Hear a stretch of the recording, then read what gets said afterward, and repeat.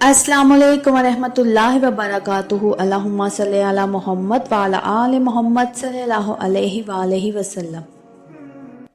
ناظرین، یہ صرف ایک واقعہ نہیں، یہ ایک دل کا سفر ہے، ایک ایسی بہن کی کہانی جو زندگی کے ایک ایسے موڑ پر کھڑی تھی جہاں امید کی ساری روشنی بجھ چکی تھی۔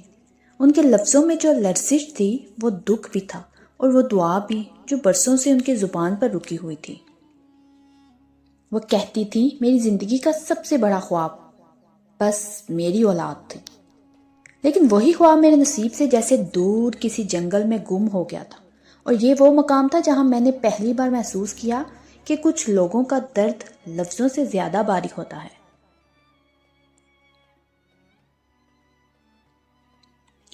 تو ایک بہن بتاتی ہے کہ میری شادی کو 6 سال ہو چکے تھے۔ ہر سال ایک نئی امید، ایک نیا ٹیسٹ، ایک نئی دعا، اور پھر ایک نئی ٹوٹ پھوٹ۔ میرے شوہر میرے سامنے مضبوط بن کر کھڑے رہتے ہیں، لیکن میں جانتی تھی کہ وہ بھی اندر سے بکھر چکے تھے۔ خاندان والوں کے تانے، رشتہ داروں کی چپتی نظریں، اور وہ فکرہ جو عورت کے دل کو چھلنی کر دیتا ہے۔ ابھی تک کوئی خوشخبری نہیں آئی۔ وہ کہتی ہے، میں لوگوں سے نہیں لڑتی تھی، لیکن اپنے آپ سے ہار رہی تھی۔ راتوں میں اٹھ کر روتی تھی، سجدے میں سر رکھ کر صرف ایک دعا مانگتی، اے اللہ مجھے بھی ماں کہلانے کا حق دے دے۔ وہ بتاتی ہیں کہ وہ دن مجھے آج بھی ایسے یاد ہے جیسے ابھی ابھی گزر کر گیا ہو۔ کہتی ہیں، میں ایک دن بازار گئی، دل میں عجیب سی گھٹن، چہرے پر تھکن، اور ذہن پر بے نام سی پریشانی جو نہ سمجھ آ رہی تھی نہ ختم ہو رہی تھی۔ کہتی ہے، میں گزر رہی تھی کہ میری نظر ایک بوڑھی عورت پر پڑی۔ وہ بھیک مانگ رہی تھی، کپڑے پرانے تھے، ہاتھ کانپ رہے تھے، اور آنکھوں میں عجیب سی چمک تھی ان کے، جیسے سب کچھ جانتی ہوں۔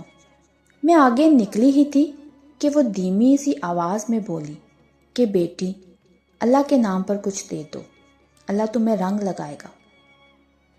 کہتی ہے، میں کافی آگے نکل گئی، پھر پیچھے پلٹی۔ جب میں ان بوڑھی عورت کے پاس رکی تو میں نے انہیں کچھ پیسے دیے، لیکن انہوں نے لینے سے انکار کر دیا۔ میں حیران ہو گئی کہ انہوں نے تو خود مانگے تھے، اب انکار کیوں کر رہی ہیں؟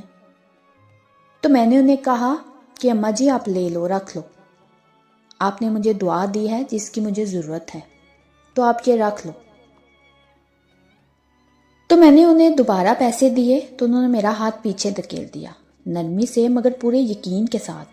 وہ بولی، نہیں بیٹی، مجھے تمہارے پیسوں کی ضرورت نہیں، تم خود بہت بوجھ اٹھائے پھرتی ہو، تم بہت پریشان لگ رہی ہو۔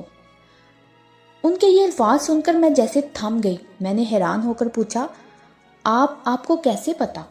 وہ مسکرائی، مگر وہ مسکراہٹ عام نہیں تھی، اس میں ایک سکون، ایک روشنی، ایک ماں جیسی مٹھاس تھی۔ ایسے لگا جیسے انہیں کسی نے میرے لیے بھیجا ہو۔ انہوں نے میرا ہاتھ تھاما اور آہستہ سے کہا کہ بیٹی ایک کام کرنا، روزانہ صرف 70 مرتبہ درود ابراہیمی پڑھ لیا کرو، اللہ تمہارے دل کے زخموں کو بھر دے گا، جو تم مانگ رہی ہو وہ تمہیں ضرور ملے گا، اور جو تمہارے نصیب میں رکا ہوا ہے وہ خود تم تک چل کر آئے گا۔ میں نے ان کی بات سنی، سر ہلایا، مگر سچ کہوں تو دل نے اہمیت نہ دی۔ میں نے سوچا شاید ہر بوڑھی عورت مانگنے والی ایسے باتیں کرتی ہیں۔ میں نے پیسے پھر سے آگے کیے، مگر اس نے دوبارہ لینے سے انکار کر دیا۔ آخری بار بس اتنا کہا، بیٹی میں اللہ کی بندی ہوں، تم سے کچھ نہیں لوں گی، صرف تم اتنا کر لو، تمہاری دنیا بدل جائے گی۔ میں وہاں سے آگے بڑھ گئی۔ زندگی کے مسئلے، دکھ، کر کے حالات سب ویسے ہی چلتے رہے۔ میں نے ان کی بات کو دل پر نہیں لیا، میں بھول گئی، بالکل نظر انداز کر دیا۔ کہتی ہیں، پھر چند مہینے بعد ایک رات وہ دوبارہ آئی، مگر اس بار بازار میں نہیں، وہ میرے خواب میں آئی۔ وہی چہرہ، وہی سفید بال، وہی روشنی سے بھری آنکھیں۔ انہوں نے مجھے بڑے سکون سے دیکھا اور کہا کہ بیٹی، میں نے تم سے کہا تھا کہ 70 مرتبہ درود ابراہیمی پڑھا کرو، اللہ تم پر آسانی کے دروازے کھول دے گا، مزید دیر مت کرو، اب وقت ہے کہ تم لوٹ آؤ۔ میں خواب سے گھبرا کر جاگ اٹھی، دل زور زور سے دھڑک رہا تھا، جیسے کسی نے اندر تک ہلا کر رکھ دیا ہو۔ پہلی بار ان کی بات دل میں جگہ بنا گئی۔ میں نے صبح اٹھتے ہی وہ خواب اپنے شوہر کو سنایا۔ انہوں نے کہا کہ یہ ہو سکتا ہے اللہ کی طرف سے تمہیں اشارہ ہو، تم پڑھ کر دیکھ لو۔ میں نے پہلی ہی رات بیٹھ کر درود ابراہیمی پڑھا، پوری توجہ، پورے یقین، اور پھر اسی لمحے سے میری زندگی بدلنے لگی۔ ایسا سکون ملا کہ میں نے برسوں میں نہیں پایا تھا۔ اس دن سے یہ میری روزانہ کی دعا بن گئی۔ وہ کہتی ہیں میں پہلے بے چینی میں تھی، ہر بات پر ٹوٹ جاتی تھی، ہر رائے سے ڈر جاتی تھی، لیکن 70 مرتبہ درود ابراہیمی نے میری دنیا بدلنی شروع کر دی۔ راتوں کی بے خوابی ختم ہو گئی، دل سے وہ گھٹن ختم ہونے لگی، چہرے پر ایک عجیب سا نور، گھر میں برکت، سکون، خاموش محبت۔ اس کے شوہر بھی کہنے لگے کہ تم جو پڑھ رہی ہو ایسا لگ رہا ہے جیسے تم پہلے جیسی نہیں رہی، بہت پرسکون ہو گئی ہو۔ کہتی ہیں 5 مہینے گزر گئے، میں روز 70 مرتبہ درود ابراہیمی پڑھتی اور پڑھتے ہوئے صرف ایک ہی جملہ دل میں رکھتی، اے اللہ اگر میری تقدیر میں یہ خوشی لکھی ہے تو مجھے عطا فرما، اگر دیر ہے تو صبر عطا فرما۔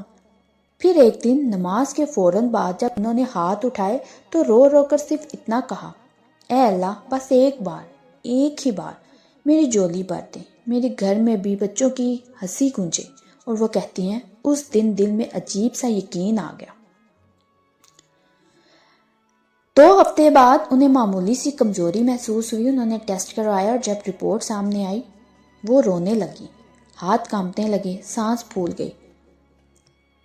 ٹیسٹ پازیٹیو تھا۔ وہ کہتی ہیں میں سجدے میں گر گئی، میں ایک ایک آنسو کے ساتھ شکر ادا کرتی رہی، میں ہچکیوں کے ساتھ روئی کہ آخرکار میرا رب بھی مجھ سے ناراضی ہو گیا۔ انہوں نے کہا میری پہلی سانس، پہلی مسکراہٹ سب درود ابراہیمی کی برکت ہے۔ وہ بتاتی ہیں پوری حمل کے 9 مہینے کبھی ڈاکٹر نے پریشانی نہیں بتائی، ہر رپورٹ صاف، ہر مہینہ آسان، ہر دن برکت والا۔ ان کے شوہر کہتے تھے مجھے لگتا ہے ہمارے گھر کا ماحول تک بدل گیا ہے، برکت بڑھ گئی ہے، دل کا سکون بڑھ گیا ہے، رزق میں پہلے سے بہتر ہو گیا، اور وہ ہر دن 70 مرتبہ درود ابراہیمی پڑھتی رہی۔ آخرکار وہ دن آیا، ایک ننھی سی بچی چاند جیسی، نور جیسی ان کی گود میں رکھ دی گئی۔ کہتی ہیں میں نے ان کے ہاتھ چومے، ماتھے پر بوسہ دیا اور دل میں یہی کہا، اے میرے رب تو نے مجھے سن لیا۔ کہتی ہے میں نے اپنی پوری زندگی میں کبھی اتنا طاقت، اتنا سکون، اتنی رحمت درود پاک کے علاوہ کہیں نہیں دیکھی۔ ان کی یہ بات یاد رکھنے والی ہے کہ درود ابراہیمی صرف پڑھا نہیں جاتا ہے، یہ دل کو اٹھاتا ہے، روح کو دھوتا ہے اور اللہ کے فیصلے بدل دیتا ہے اگر نیت پاک ہو۔ تو آخر میں وہ سب بہنوں کے لیے پیغام دیتی ہیں کہ اگر آپ بھی اولاد کے لیے پریشان ہو، اگر آپ کی جولی خالی ہے، اگر آپ نے بہت کوششیں کر لی ہیں تو بس ایک عمل پر یقین سے قائم ہو جاؤ، روزانہ 70 مرتبہ درود ابراہیمی محبت، یقین اور سکون کے ساتھ، اور پڑھ کر دعا کرو، اے اللہ جس طرح تو نے زمین کے دروازے کھولے میرے لیے بھی رحمت کے دروازے کھول دے۔ اللہ وہ ہے جو صرف ایک آنسو پر تقدیریں بدل دیتا ہے۔ تو ناظرین اگر آپ کو میرے یہ الفاظ، میرے یہ مشاہدہ دل سے لگے ہوں تو میرے چینل کے ساتھ جڑے رہیے، میرے چینل کو سبسکرائب کریں، لائک کریں، شیئر کریں، اور مجھے کمنٹس میں ضرور بتائیے گا کہ کون درود پاک پڑھتا ہے۔ ایک نئے مشاہدے کے ساتھ دوبارہ حاضر ہوں گی۔ جزاک اللہ خیر۔